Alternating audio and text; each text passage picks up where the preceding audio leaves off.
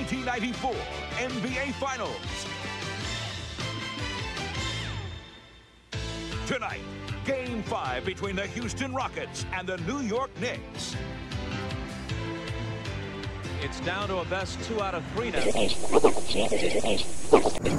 a very serious situation here, and I can tell you one that is hard to believe with my own eyes. Conan, how would these people know, listening to their radio, what's going on? That's the only way, Paul, that I could figure out that the word is caught on. But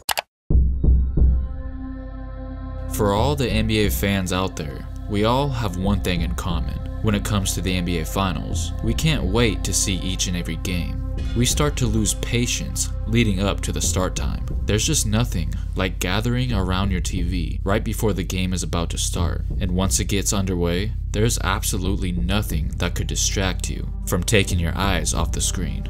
But what if I told you that on the night of June 17th, 1994, no matter how big of an NBA fan you might have been, something stole the show. I'm sure by now, the entire population is aware of the devastating helicopter crash that took several lives on January 26, 2020. And once we all learned that Kobe Bryant, along with his 13-year-old daughter Gianna, was on board, we couldn't believe it. It felt like a nightmare that we just wanted to wake up out of. Many of our hearts were instantly crushed. And every time somebody dies, I always say, look at this, man, the world just keeps going. But with Kobe, I felt like the world should have stopped. And honestly, felt like the world stopped for a moment. As you just heard right there, Michael Irvin described that it felt like the world suddenly paused when Kobe passed away, especially the NBA world. I mean, yeah, the games that were scheduled on that day still went on, but it just didn't feel right. The players were not really in the mood to play that day. Then, out of nowhere, I got the idea to make a video about the other day when it seemed like the whole world dropped what they were doing just to see what was happening, including the NBA Finals itself. Okay, I know what you guys are thinking. We already know all about this fiasco. I mean, whether you were alive or not, I'm sure you are aware that this event took place. But I think there's a chance that you might not know everything that went on that day. Alright. We all know how the story goes. In June of '94, O.J. Simpson's ex-wife, along with her male friend, was found murdered just outside her house in Brentwood, California. And a few days after that gruesome discovery, O.J. was scheduled to turn himself into the police. But Simpson had other plans. He was on the run.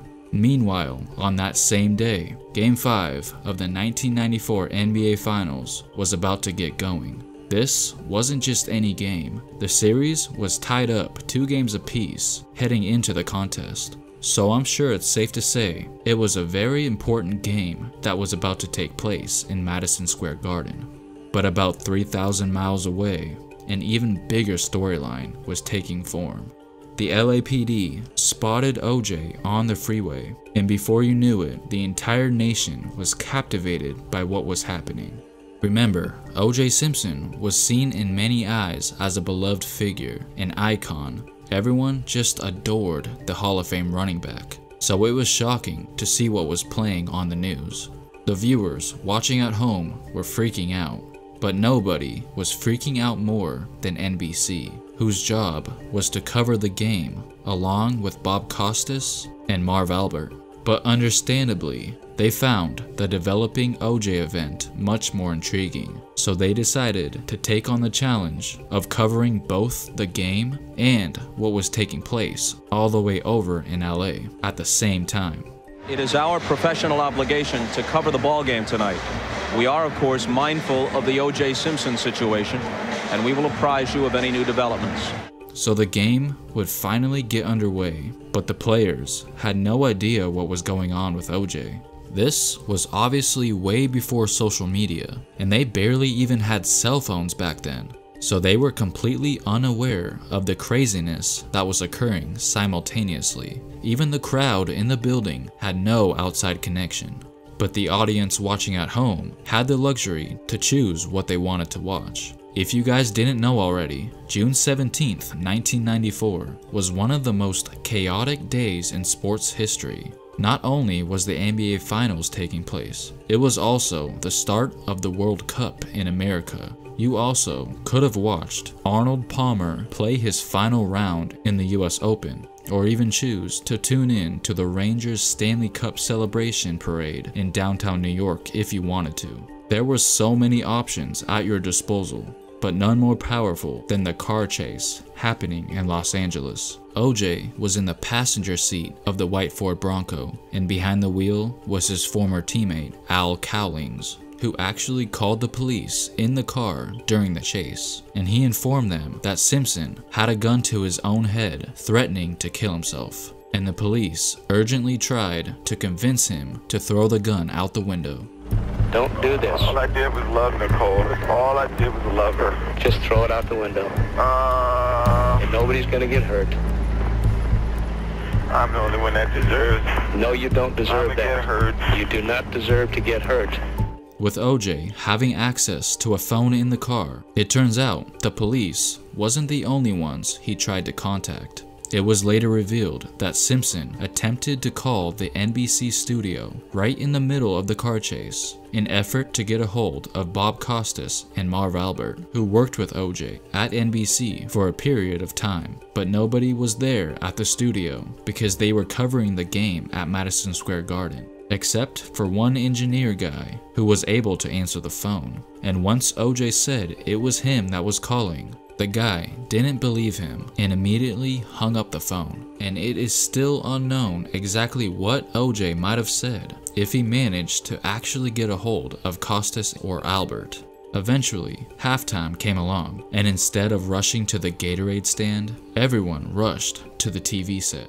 They got word that something was going on, and once they turned on the TV, they were shocked to see OJ on the news. But their coach turned off the TV in order to limit any distractions and wanted them to get their head in the game. While the teams were making adjustments at halftime, NBC had their own little halftime discussion.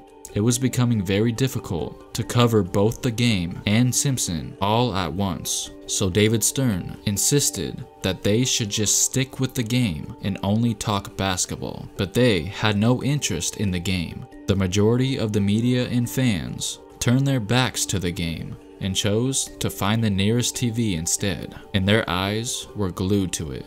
Even Kenny the Jet Smith admitted that he was distracted after he found out by looking at one of the monitors on the scorer's table, and this is how he described one of their timeouts. Quote, "I go in the huddle and I'm like, OJ's on the run. Then head coach Rudy Tomjanovich comes into the huddle and we're all talking. He asked, 'What are you guys doing?' I said, 'OJ's on the run.' He says, 'What are you doing? We're in the middle of the NBA Finals.' So he draws up a play and we start walking out, and then he pulls me back and asks, 'Is he really on the run?' Throughout the remainder of the game, they still felt the need to update the audience on what was happening, flipping back and forth every once in a while. Let's return to Tom Brokaw for a report on the still developing O.J. Simpson story, and here's Tom at our Manhattan studios. Tom? Bob, we are witnessing tonight a modern tragedy and drama of Shakespearean proportion being played out live on television. We'll bring you up to date on this situation if a resolution is reached with all the continuing developments. Now let's go back to Marv Albert in the playoff game. Marv. Thank you, Tom. 5:57 remaining. This thing was taking the entire nation by storm rapidly. Everyone in the street was waving to OJ. Now remember, the NBA already had trouble getting viewers to tune in. People were so used to seeing MJ in the finals, but with him not featured in this series, the ratings were not as good, and the events that were transpiring in LA certainly were not helping at all. The final score was 84-91 as the Knicks won the game to take a 3-2 lead in the series, but the only thing on the players' mind was the drama on television. They eagerly turned on the TV again after the game and was surprised to see a standoff between O.J. Simpson and the police. But after some time, he did eventually surrender and was taken into custody. O.J. was seen as a hero to many of those players, so it was unbelievable for them to watch this unfold. If you had to choose one word to describe that night, what word would you choose?